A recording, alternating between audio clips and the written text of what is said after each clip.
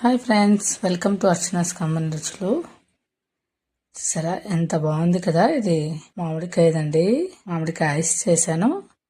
అలాగే తర్వాత ఇది ప్యూరీ టైప్ జ్యూస్ అన్నమాట. చాలా బాగుంటుంది. దీనిపైన గోడంబి, బాదం తురిమి పౌడర్ వేశాను. అది కొబ్బరి పొడి లాగా ఉంది కదా, కొబ్బరి పొడి కాదు, బాదము గోడంబి తురుము వేసాను అన్నమాట.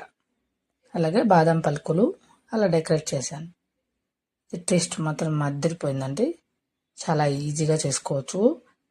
పిల్లలు పెద్ద పెద్ద మ్యాంగో తినాలంటే తినలేరు కదా, కాబట్టి మ్యాంగోస్ అన్నీ కోసేసి ఇలా చేశారంటే మాత్రం ఇలా చేసేసి కొంచెం సేపు ఫ్రిడ్జ్లో పెట్టేసి పిల్లలకి స్కూల్ నుంచి రాగానే, ఇప్పుడు హాలిడేస్ కాబట్టి పిల్లలు ఎండకు ఆడుతూ ఉంటారు కదా, ఇలా మీరు ముందే ప్రిపేర్ చేసేసి, ఎండలో ఆడుతూ ఉంటారు కదా, ముందే ప్రిపేర్ చేసేసి ఫ్రిడ్జ్లో పెట్టేసి వాళ్ళు ఆడుకొని రాగానే మనం ఇచ్చేసామంటే స్పూన్తో చాలా చాలా బాగా తింటారనమాట.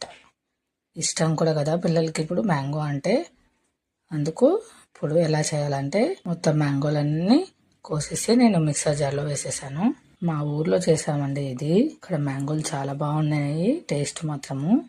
చూసారా, ముక్కలన్నీ వేసా కదా, బాగా మిక్సీ పట్టేసి అందులోకి పాలు షుగరు వేసేసి, గోడంబి ఉంటే గోడంబి కూడా వేసుకోండి. నేను కూడా గోడంబి అన్నీ వేసి బాగా మిక్సీ పట్టేశాను.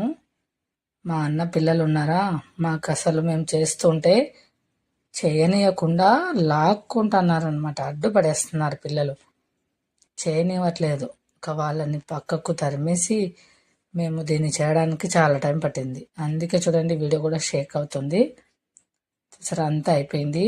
ఇంత గిన్నెకి చేసామా, ఎంత తొందరగా అయిపోయింది. మొత్తం అందరము ఎంతమందినో ఒక 10 మెంబర్స్ ఉన్నాం అనమాట.